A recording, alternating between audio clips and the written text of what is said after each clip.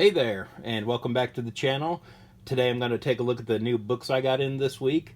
And comics came out on my birthday this year, so this is kind of a birthday haul for me too. It's a pretty decent sized haul today, as opposed to some of the recent weeks, which have been kind of lighter.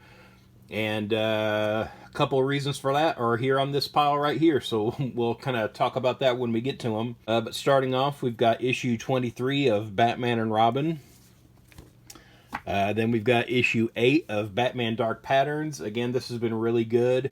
Sort of mystery miniseries from Batman.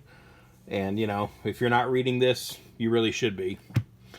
Next up, kind of continuing the Summer of Superman, we've got Action Comics 1088. So we've got Mark Waid writing Superman. And, you know, it's sort of like a Superboy story he's doing when he's kind of starting out in Smallville.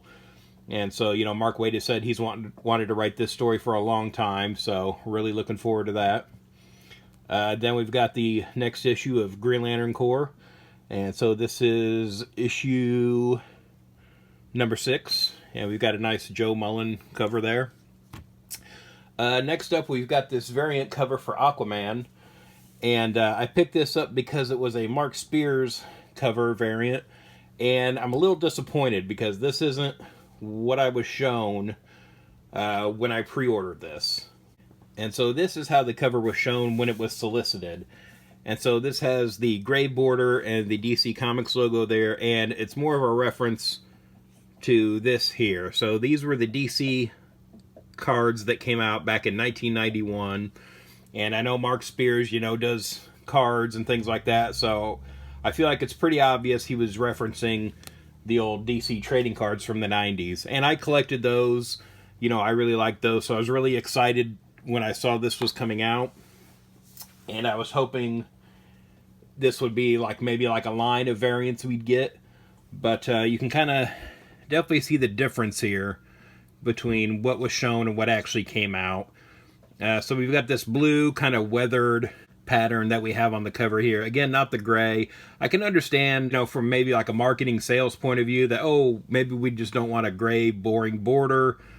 But I feel like you're referencing something specific here, and without that, I feel like it's a step further away from what the reference is here, and ultimately why I'm picking up this issue. So I was kind of bummed about that. And again, I'd kind of forgotten about this since I ordered it, and when it showed up, I realized, oh, I haven't seen any other covers solicited like this, so maybe this was just going to be a one-off thing. I'm not sure. But moving on to Marvel now, we're continuing the facsimile editions of the first year of Fantastic Four. So we're up to issue 7 now. And then we've got this nice foil metallic variant cover too. Kind of like the blue on the background of the metallic one a little more. I can't tell, not really sure how it's showing up, but it's more of like a royal blue, where this is more of like a navy on the standard cover. And we've got a new Fantastic Four #1 this week too. So again, by Ryan North and drawn by Humberto Ramos. Due to this being advanced solicited, I kind of ordered this sight unseen. So yeah, I don't think they even had a cover or anything for this. So yeah, I just kind of ordered this on faith. I'll take a look at it, see how it is. I don't know if I'll start getting this or not, but wanted to get the first issue. Then moving on to Image, we've got issue 35 of Radiant Black. And this is the end of this particular story arc, and we've got, you know, Yeager here on the cover, and, you know, kind of a good new villain.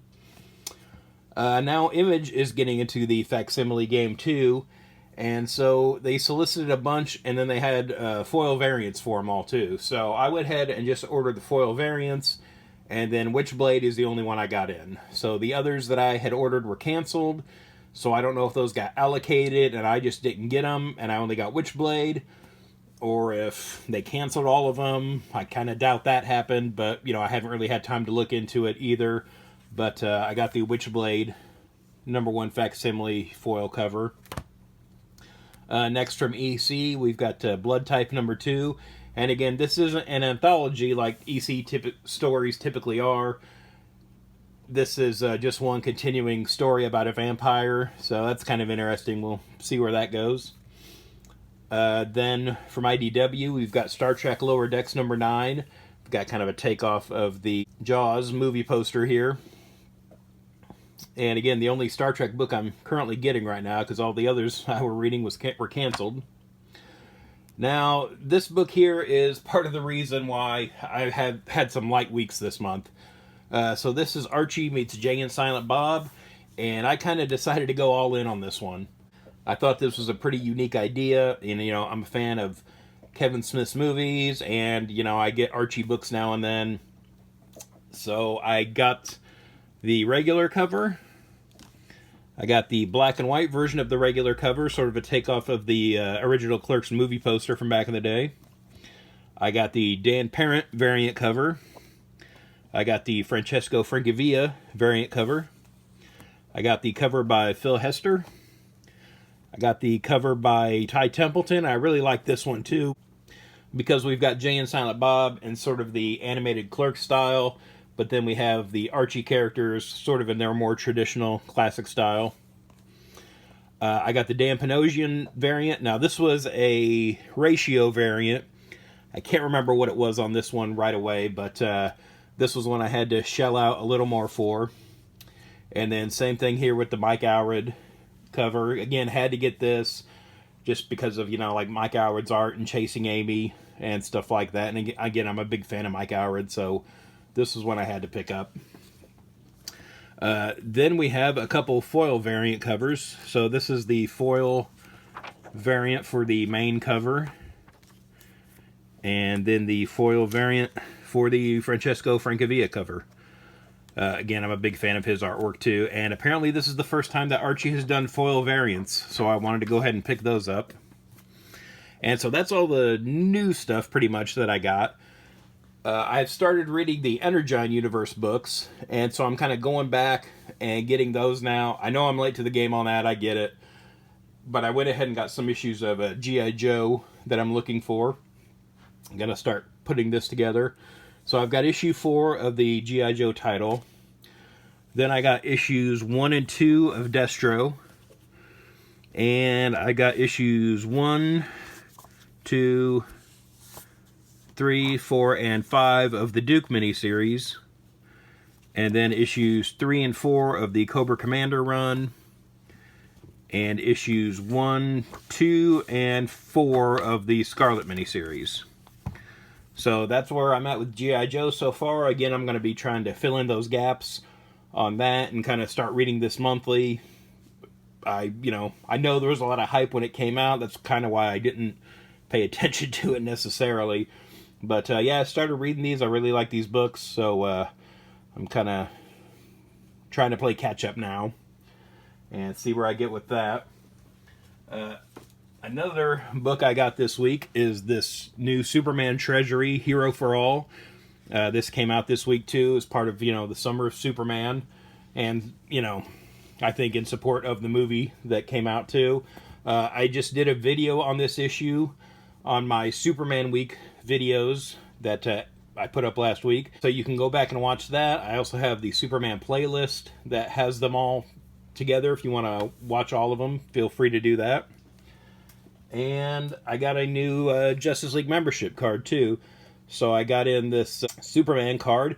I don't know if that's a coincidence that they sent me the Superman card when the new movie came out, but the timing works out pretty well. So yeah, I got that. So that's all the new books I got.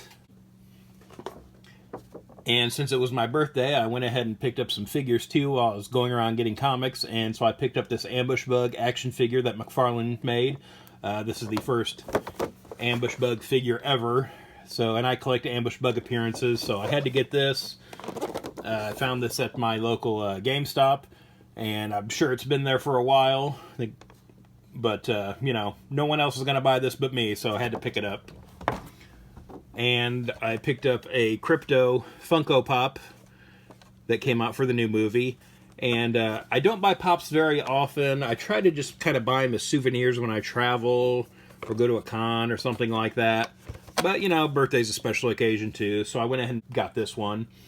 Again, that just kind of keeps me from buying them all the time because, they make them for everything anymore. So I don't need my house flooded with, even more collectibles than it already is. Yes, that's everything I got this week. Did you get anything good? Let me know in the comments below, and thanks for watching. If you'd like to follow me on social media, I'm on Twitter/X at Detective651, also on Instagram at Detective651. Be sure to check out my t-shirt store at tpublic.com/user/Detective651. I've got a lot of nerdy designs on there, and there's sales all the time, so check it out frequently.